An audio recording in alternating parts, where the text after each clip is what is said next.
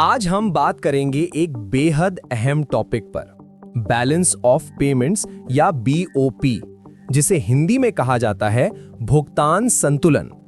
असल में ये किसी भी देश का दुनिया के साथ उसका विस्तृत आर्थिक लेखा जोखा होता है। मतलब एक देश और बाकी दुनिया के बीच जो भी पैसों का आना और जाना होता है, उसका पूरा हिसाब इस एक फ्रेमवर्क में रखा जाता है। अब सवाल उठता है, बीओपी आखिर है क्या? बैलेंस ऑफ पेमेंट्स एक double entry book keeping system है, जिसमें हर लेन देन का रिकॉर्ड 2 बार किया जाता है। एक बार क्रेडिट प्लस के रूप में जब पैसा देश में आता है, और एक बार डेबिट माइनस के रूप में जब पैसा देश से बाहर जाता है। ये एक सिस्टमैटिक रिकॉर्ड है सभी इकोनॉमिक ट्रांजैक्शंस का, जो किसी तय समय अवधि में, आमतौर पर 1 साल में, देश के रेजिडेंट्स और रेस्ट ऑफ द वर्ल्ड के बीच में होते हैं। रेजिडेंट्स में सरकार, कंपनियां और आम नागरिक सब आते हैं। और हां, सैद्धांतिक रूप से बीओपी हमेशा बैलेंस में रहता है, क्योंकि हर डेबिट का कहीं ना कहीं क्रेडिट होता ही है। अब आइए समझते हैं इसका स्ट्रक्चर। बीओपी को 3 मुख्य हिस्सों में बांटा गया है, जैसा कि IMF के BPM 6 फ्रेमवर्क में बताया गया है। पहला करंट अकाउंट, दूसरा कैपिटल अकाउंट और तीसरा फाइनेंशियल अकाउंट। इसके अलावा एक एडजस्टमेंट आइटम होता है, एरर्स एंड ओमिशंस, जो किसी गड़बड़ी या मिसमैच को बैलेंस करता है। करंट अकाउंट में आते हैं गुड्स यानी ट्रेड, सर्विसेज, प्राइमरी इनकम और सेकेंडरी इनकम। कैपिटल अकाउंट में डेट फॉरगिवनेस, ग्रांट्स और नॉन प्रोड्यूस्ड एसेट्स। और फाइनेंशियल अकाउंट में आते हैं FDI, FPI, लोन्स और बैंकिंग कैपिटल। अब इनको थोड़ा गहराई से समझते हैं। करंट अकाउंट किसी देश की नेट इनकम यानी शुद्ध आय को दिखाता है। ये एसेट्स नहीं बनाता, बल्कि सिर्फ फ्लो को दिखाता है। प्राइमरी इनकम में वो आय आती है जो इन्वेस्टमेंट से होती है, जैसे विदेशी कंपनियों का भारत से कमाया गया प्रॉफिट या भारत का किसी विदेशी को दिए गए लोन पर इंटरेस्ट।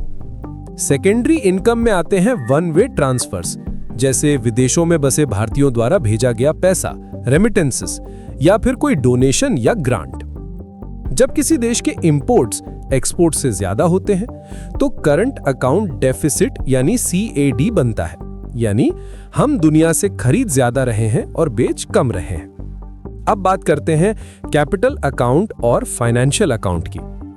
कैपिटल अकाउंट आमतौर पर छोटा होता है। इसमें नॉन फाइनेंशियल ट्रांजैक्शंस आते हैं, जैसे सरकार द्वारा किसी देश का कर्ज माफ करना या किसी एम्बेसी की जमीन की खरीद बिक्री।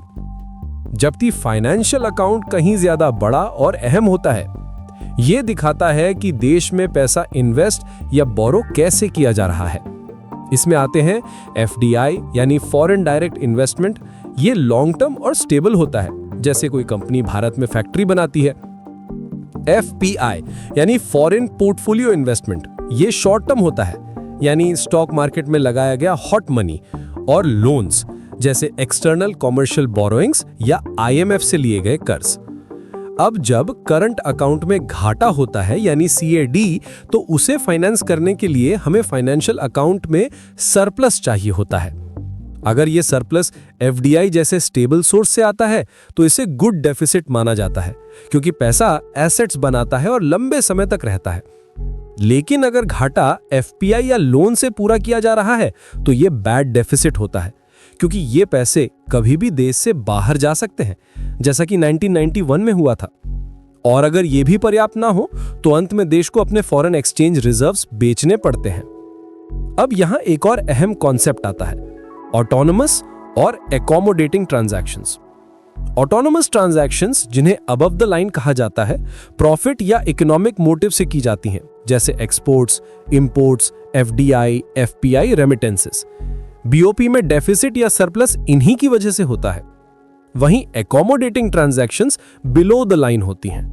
इनका उद्देश्य होता है उस डेफिसिट या सरप्लस को बैलेंस करना, जैसे RBI द्वारा फॉरेक्स बेचना या IMF से लोन लेना। अब बीओपी का GDP से क्या रिश्ता है? हम बीओपी की स्थिति को अक्सर CAD as a percentage of GDP से मापते हैं।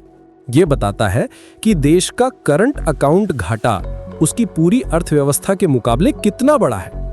अगर सीएडी 2 से 3% के अंदर है तो इसे मैनेजेबल माना जाता है, लेकिन अगर ये 4 से 5% से ऊपर चला जाए तो ये चेतावनी का संकेत है, जैसा कि 1991 में देखने को मिला।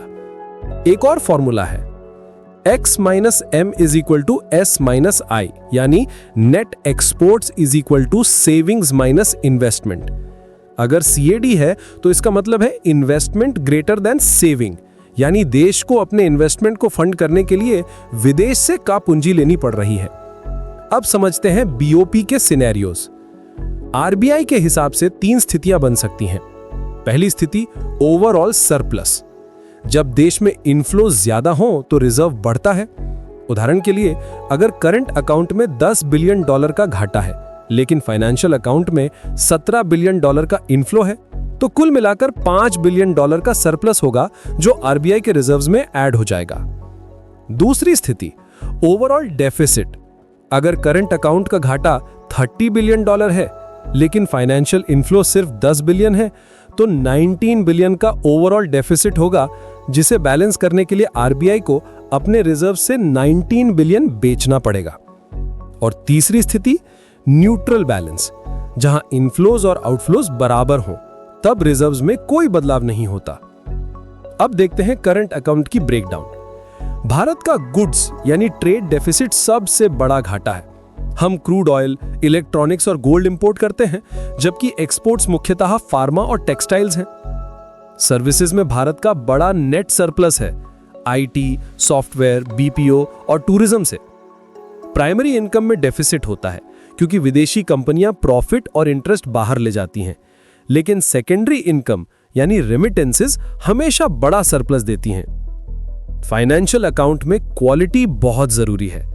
एफडीआई को गुड मनी माना जाता है, ये लॉन्ग टर्म और जॉब क्रिएटिंग होता है। एफपीआई हॉट मनी है, थोड़ी भी ग्लोबल अनसर्टेनिटी पर भाग जाता है, और लोन्स इन्हें चुकाना पड़ता है, इसलिए रिस्की हैं। इन सब के जोड़ से बनता है ओवरऑल बैलेंस। अगर पॉजिटिव है तो फॉरेक्स बढ़ता है, अगर नेगेटिव है तो घटता है। अब आते हैं बीओपी डिसइक्विलिब्रियम पर, जब ऑटोनोमस रिसीट्स और पेमेंट्स बराबर नहीं होते। डेफिसिट के मुख्य कारण हैं स्ट्रक्चरल कॉजेज जैसे क्रूड ऑयल पर डिपेंडेंसी, साइक्लिकल कॉजेज जैसे ग्लोबल रिसेशन या डोमेस्टिक बूम, पॉलिटिकल इंस्टेबिलिटी जिससे कैपिटल फ्लाइट हो सकता है, और पॉलिसी इंड्यूस्ड कॉजेज जैसे हाई फिस्कल डेफिसिट और इन्फ्लेशन।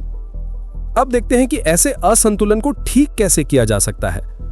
मॉनेटरी पॉलिसी, आरबीआई ब्याज दरें बढ़ाकर फॉरेन कैपिटल आकर्षित करता है, इससे एफपीआई इनफ्लो बढ़ता है और इंपोर्ट्स कम होते हैं। डीवैल्यूएशन, अपनी करेंसी की वैल्यू कम करके एक्सपोर्ट्स को सस्ता और इंपोर्ट्स को महंगा बनाना, लेकिन शॉर्ट टर्म में यह घाटा बढ़ा भी सकता है, जिसे कहते हैं J curve effect. Trade policy, import Kota's, tariffs और एक्सपोर्ट सब्सिडी से ट्रेड बैलेंस सुधारा जाता है। फिस्कल पॉलिसी, सरकार खर्च घटाकर और टैक्स बढ़ाकर डोमेस्टिक डिमांड और इंपोर्ट्स कम कर सकती है। अब एक केस स्टडी, भारत का 1991 का संकट। उस समय गल्फ वॉर से ऑयल प्राइसेस बहुत बढ़ गए थे, फिस्कल डेफिसिट और इन्फ्लेशन दोनों ऊंचे थे, रेमिटेंसेस कम हो गई और पॉलिटिकल इंस्टेबिलिटी बढ़ गई। नतीजा, देश के पास सिर्फ 3 हफ्तों के इंपोर्ट्स के लिए फॉरेक्स बचा था। भारत डिफॉल्ट के कगार पर था। तब आईएमएफ से लोन लिया गया, सोना गिरवी रखा गया और रुपया डीवैल्यू किया गया। इसके बाद आए थे LPG reforms, liberalisation, privatisation, globalisation, जिन्होंने भारत की ग्रोथ स्टोरी को जन्म दिया। ऐसे ही वैश्विक संकट भी हुए। थाईलैंड 1997, जहां हॉट मनी का फ्लाइट हुआ, श्रीलंका 2022, जहां टैक्स कट्स और डेट बर्डन से इकोनॉमी कोलैप्स हुई, और जिम्बाब्वे, जहां हाइपर इन्फ्लेशन ने करेंसी को खत्म कर दिया। हर जगह एक कॉमन पैटर्न दिखता है, high fiscal deficit, high CAD, over reliance on hot money और शॉर्ट टर्म डेट का जाल। लेकिन इन संकटों से देशों को सिखाया कि फॉरेक्स रिजर्व्स किसी भी इकोनॉमी का सबसे बड़ा सुरक्षा कवच यानी बफर है। भारत ने 1991 के बाद अपने रिजर्व्स को लगातार बढ़ाया। आज ये लगभग $650 से $700 बिलियन के आसपास है। जहां पाकिस्तान जैसे देशों के रिजर्व्स लगातार घटते रहे, भारत ने रिजर्व्स को एक स्ट्रेटेजिक शील्ड बना लिया। तो बीओपी संकटों से क्या सीखा जा सकता है? पहला, ट्विन डेफिसिट ट्रैप से बचना जरूरी है। अगर सरकार का फिस्कल डेफिसिट ज्यादा होगा तो सीएडी भी ज्यादा होगा। दूसरा, हॉट मनी पर भरोसा नहीं करना चाहिए, यह संकट के समय सबसे पहले भागता है।